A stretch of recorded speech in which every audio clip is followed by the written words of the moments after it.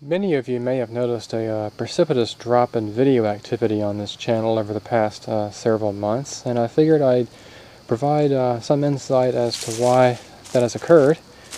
And the story begins with this Goodman unit right here. This is a Goodman DSZC18036 heat pump. It's a 2-stage, 3-ton unit, and I purchased it online when my York probably 8 or 10 series unit bit the dust.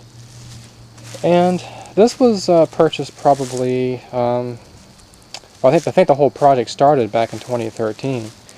And tried to do the right thing, found a licensed contractor, got several bids, and picked a contractor to come in and do a complete system change out the line set, the indoor unit and the outdoor unit, and get me on my way. Well, unfortunately, that didn't turn out to be as good as I had hoped. You've seen some videos, probably maybe 2 videos with this unit, where I had to put a hard start kit on it and things like that.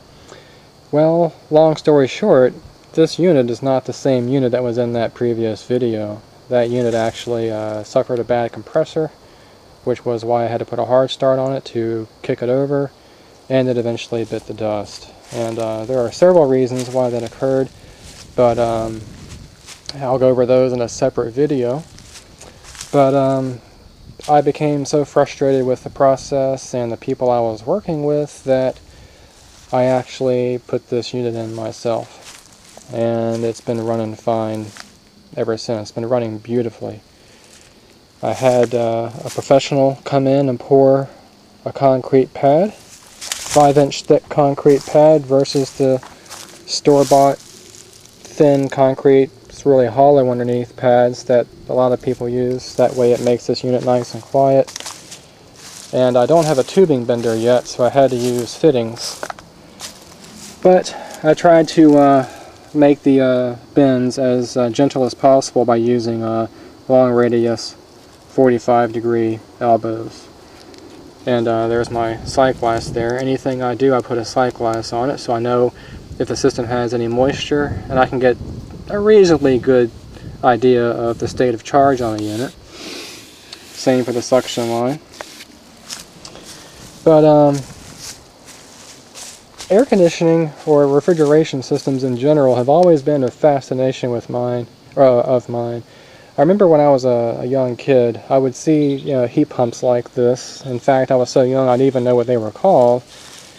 And I remember the fans turning and blowing out lots of air. And I was not as tall as I am now, of course. And I'd run up to it and see look inside, feel the air coming out, the way it sounded and everything. It just was, it fascinated me. I've always been fascinated by these machines and how they work. Why is there a fan in here? What is it actually doing? But I was too young to even begin to understand how units like this work.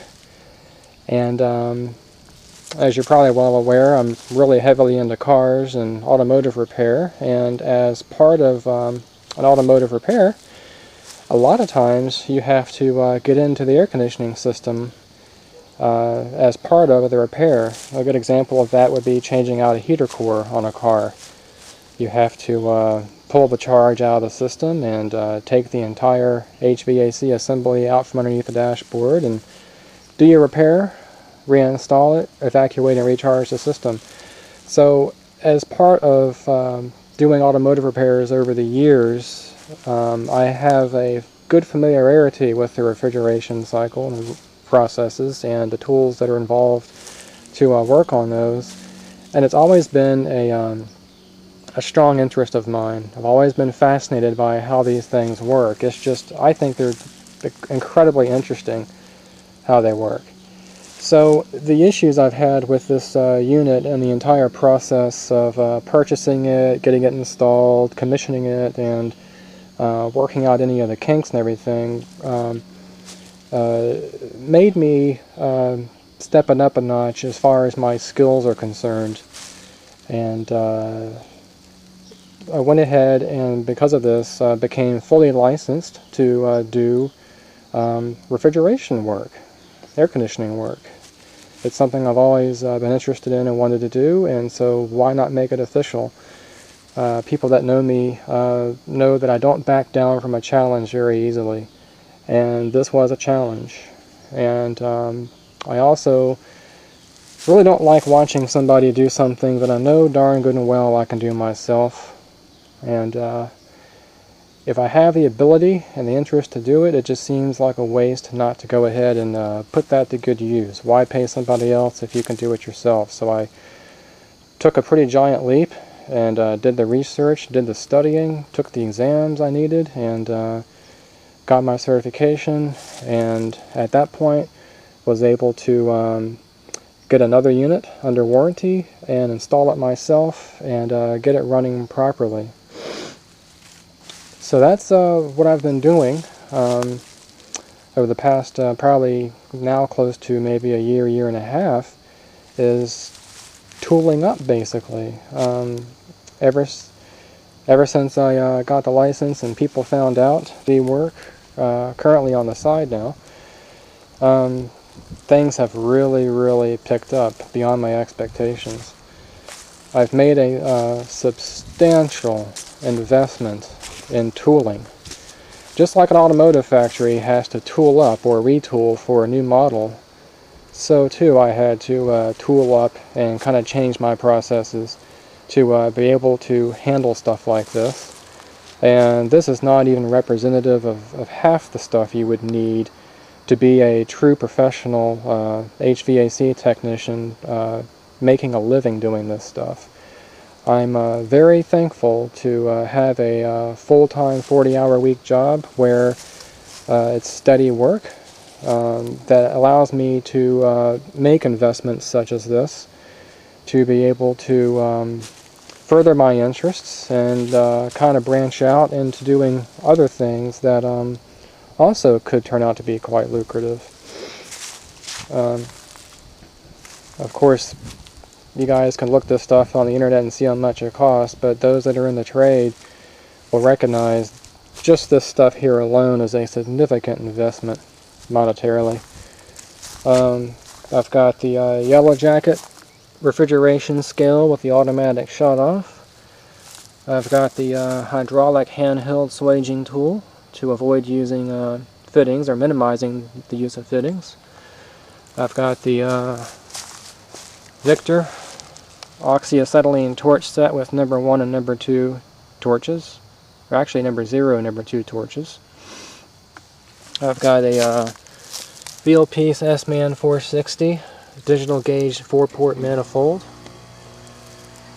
and nitrogen with the flow indicator installed, the oil injector, refrigeration oil, multimeter, acid test kits, zoom spout for oiling motors that do have oilers installed, Apion G5 Twin refrigerant recovery machine, Yellow Jacket 8CFM vacuum pump, the required recovery cylinder, RX11 flush kit.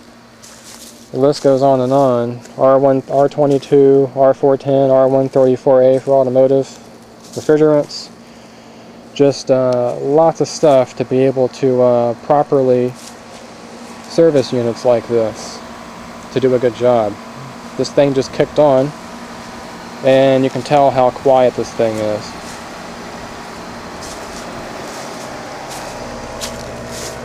That's running in low stage. Normal to get some bubbles when it first starts up, but it'll clear out in just a few minutes once the everything stabilizes. I'm very happy with the way this thing's running, and it's running very well in large part because of the proper tools that were used to install it and service it. Like I said before, I've always kind of been interested in HVAC. I've been messing around with it in the automotive world for, gosh, 20 years probably. This is my old refrigerant manifold set that my dad gave me when he was working on, when he was a mechanic. And the logic was, you know, with all these different kinds of refrigerants that are coming out, why not go ahead and make the investment in a digital gauge set where I can have one manifold work for all these refrigerants. Actually more than these. I think this manifold, if I remember correctly, can handle about 50 different refrigerants. So with one step of hooking all the connections up and everything, I can recover the charge, I can evacuate the system, and I can charge the system without breaking anything loose, all in one operation. And I can also, with the temperature probes, look at the superheat and subcool to get the charge just right, if it's a TXV system or a piston type system. So because you know, people at work and other people have found out that I kind of do all this kind of stuff, I've been kind of caught off guard with how much interest there's been from those people, and I've been doing HV service calls and actually just finished my first system change out. So I've been extremely busy and basically doing two jobs, and have not really had a lot of time to make videos with what I usually do, working on cars and electronics and most recently battery chargers and those kinds of things. This isn't representative of everything, but I've had to replace a run capacitor on a Train XV15. There's absolutely no capacitance in that whatsoever. Had to replace a gas valve on a carrier gas pack unit, and a indoor fan motor for the air handler and the associated run cap, and do some duct repair. A lot of times these flex ducts, when you're under the house, they fall down and animals get in them, but sometimes they just get all torn up and you got to put a new boot on and run new flex. So just basically anything A to Z I've been doing. I've been taking any job that comes along, basically, no matter how nasty it is, going under crawl spaces or getting into hot attics, changing out motors for air handlers, working with dangerous natural gas, anything. I'm not really doing it for the money so much as I just find it incredibly interesting and very challenging. I like the challenge of coming up on a unit like this, 20-year-old unit, and diagnosing what's going on with it, and the satisfaction of hopefully getting it working. It's kind of like when you break a bone, and in the area where the bone heals, that particular area is actually stronger than the rest of the bone. When something like this happens to me and it turns out to be a bad experience, I actually come out stronger on the other end of it, because I will not let it beat me. I absolutely will not. I will find a way to rectify that situation and turn the situation from negative back to positive. Even if it does require a substantial investment, truth be told, putting in just the outdoor unit and everything, as well as the other service I've done on my own unit, these tools are already paying for themselves. I've learned from the automotive world that you will never go wrong buying a high quality tool. They will always pay you back. It might be a lot of money up front, but you'll always be rewarded in the end. It makes the job easier, you can do a better job, it's just more enjoyable. Worst comes to worst, these tools can always be resold. They would be in very high demand. They're basically brand new, they're in excellent condition. So it's kind of like investing in real estate. The money's not lost. These tools will pay for themselves over and over again. So just wanted to share with you guys what I've been doing lately, and I've been kind of caught off guard with how much work I'm actually getting in the HVAC area, in addition to the regular job that I have. It's a very good problem to have. I just need to figure out a way to adjust to it and reach a stable state to where I have kind of like a set schedule where I can make better predictions of what my schedule is going to be and kind of fit everything in. A lot of times with this kind of work, when you're just starting out, you take what you can get. You don't turn people down. Somebody doesn't have any heat, you drive out there and try to give them heat. Otherwise, there's going to be 15 other people lined up right behind you that are willing to do that if you're not. So I don't think that I will be, do this full time as a professional, make a living doing this. I think I'll always be part-time at it. I'm kind of, it's kind of too late for me at least to get started in the field, but I think it's incredibly interesting, incredibly challenging, and a good way to make some extra money at the same time. Some people have asked about the Cadillac Brome, and Cadillac is doing very well. It still has the slipping transmission because of the HVAC work I've been doing that I mentioned before. I haven't had any time to dig into it too deeply. I did just wash it and put some protectant on the top, and the car is just looking really beautiful. Transmission be damned, this car is in excellent condition, inside and out. Just absolutely flawless. I had to buy this. I just didn't have a choice.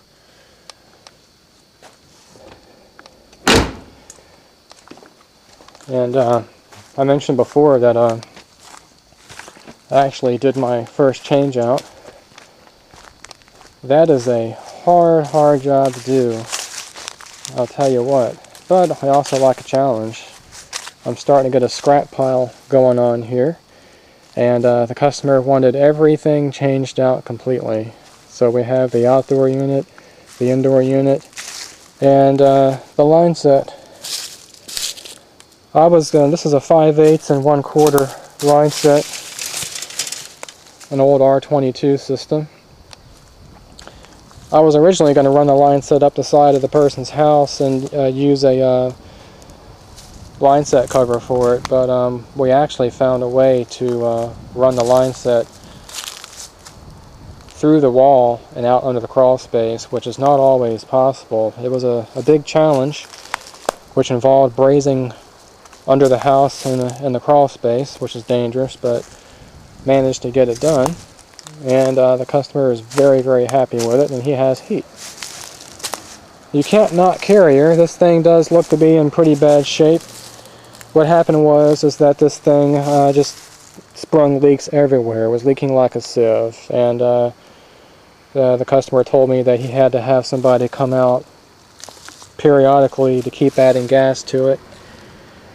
Yeah, you can't see, but that accumulator right there sprung a leak, so the bottom of the heat pump, the base pan's all covered in oil, and this unit has these compression fittings on here, and they were leaking pretty bad instead of having a brazed fittings. So just multiple leaks everywhere, and it was old and just time to go. The leaks eventually, because there's no low pressure control, it took out the compressor. So the compressor is seized. This is a 2-ton heat pump with a single stage reciprocating 2-cylinder Copeland compressor. And just not worth fixing. The unit was made in May 1986, so the homeowner got close to 30 years out of this thing, so definitely got their money's worth out of it. And surprising to me, it has the spine fin coil, which I kind of thought only Train or American Standard had the fine spin coils, but they had them even way back in 1986. So it was just time for this system to come out of here. Here's the air handler, and you can see the coil is just almost completely blocked, which is not good for the compressor at all. And it's going to lower your superheat and possibly cause floodback, depending upon how much charge is in it. And there's the front of it with all the data. So this was a very involved difficult job that, because I work full-time, I pretty much had to do on weekends, and take vacation here and there because it's the holidays, to go ahead and pull this off. The strategy was to go ahead and go in with a new indoor unit and give the people electric heat. So this thing can go ahead and run independently of the refrigeration system and the heat pump. I went in with a Goodman G, I think it's a SSZ 15 SEER heat pump with an ASPT air handler. So, good system that's turning out to be, and the job went very well, and they're happy, and I hope to do more. Change-outs are some of the most involved things you can do. Most of the stuff I'll be doing is hopefully will be service calls, but very interesting work nonetheless. So just wanted to provide an update on what's been going on and why I've kind of been incognito the past several months. Still have the Ford 4.6 engine I want to dissect and get into and see what's going on with it. And of course the 1991 Cadillac Brougham, which is just a fabulous car, even with a slipping transmission. I'm going to do some further diagnosis on it and think about how I want to fix this. I could do I could get a rebuilt transmission from a Bowtie Overdrive or a Monster transmission, or I could have it rebuilt here locally. The problem with getting it online is that if there is an issue with it, you got to take it back out and ship it back to where it was purchased, which is, I think in the case of Monster, it'd be Florida. That's like $400 a pop just to ship it back. So that could add up very quickly if things don't go well and you have to end up shipping it back. So if I can't fix this thing by looking at the valve body, pulling the valve body out, making sure all the check balls are in the right spots, the springs are in the right locations, and everything kind of looks like it should, I'll probably have it rebuilt here locally, and that way if there's anything that goes wrong with it, I can drive down there and talk about it and see if we can get that fixed. But there will definitely be more car videos coming up soon, and hopefully if the weather doesn't get too cold. Right now it's in the mid-60s, which is nice. And I'll try to make videos of the any HVAC work that I find myself involved in. It's just, it's kind of hard sometimes, because sometimes the customer's right there with you and they may not like being on video. But things are actually looking really good in this area. The people I've been working with, they actually own several houses that they rent out, so I might actually get an account with them and handle their HVAC maintenance with them, which would provide me with good steady HVAC work in addition to my regular job. So super busy, but I'm very thankful for it, because that's a very good problem to have. Better to be too busy than to not have much to do at all. And the first few jobs I go on, that's going to really help pay for all this stuff. Well, I'll actually start turning a profit sometime soon. In the future, I'll make a video about my experiences with this unit and why I had to get this unit replaced after it failed, and kind of talk about the features of it, and just kind of share my experiences and provide advice where I can.